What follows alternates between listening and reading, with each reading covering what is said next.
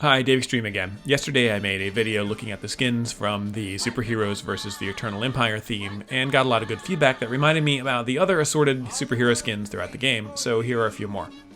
Quick note, basically every character in this game has skins that are references to things. This gives me ideas for more videos to do, but I have a book to write, so for now I'll just do a few more. First, some follow-up from yesterday's video. Dark Queen Alexstrasza absolutely does take a good bit from Rita Repulsa, though I'll stand by Maleficent reference as equally valid. Celestial Empress Whitemane is, I'm told, based on Sailor Moon's Queen Galaxia, and with another tint based on Kill la Kill. Starwraith Mephisto comes from Warhammer 40,000 Necrons, an army introduced right after I stopped playing the game. Blizzard games are, of course, rife with Warhammer allusions, and 40k itself borrows more than a little from Robert A. Heinlein's Starship Troopers, often via aliens. Lastly, for follow-up, it was suggested that Dread Machine Mal'Ganis might be taken from some of Batman's armored costumes. None of the color tints are quite what I'd expect for that, though this one has a bit of Azrael to it.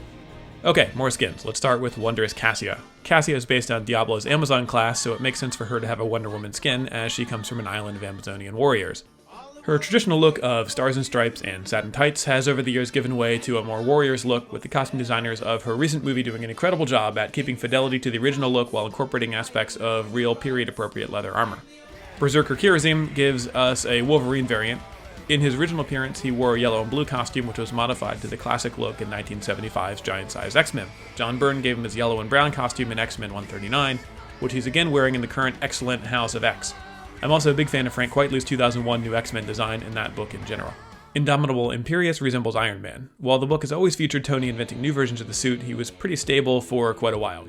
He started with this silver look, then a gold version, then finally the yellow and red look with slight variations for several decades. Skipping over Silver Centurion, War Machine, and so on, arguably the biggest change for him was the Extremis look designed by Adi Granov in 2005, which was the major influence for his 2008 movie look. It also introduced the idea of Tony having tech that lets him store the armor inside his own body to be summoned at will, which, though an expedient way for the movies to get masks off of actors' faces, winds up, in my opinion, being at best a story crutch and at worst gives way to lazy writing. Tony doesn't have his armor can be a good story hook. Tony can summon his armor using nanites, makes things a little too easy, and for me goes over the line from sci-fi to magic.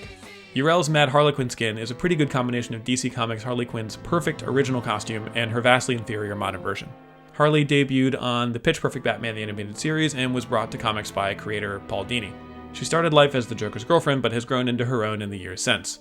The reference in her skin description to the Jester Gang goes to another Bruce Timm created series, Batman Beyond, whose Joker's street thugs take some inspiration from the mutants in Frank Miller's Dark Knight. Speaking of the Joker, we have clowning Junkrat. Fun fact, of Batman's 1930s and 1940s Rogues Gallery, Joker is one of the few who doesn't get an origin story, because at the time they were smart enough to know that the Joker was more interesting without one. Okay, that's all for now. Thank you.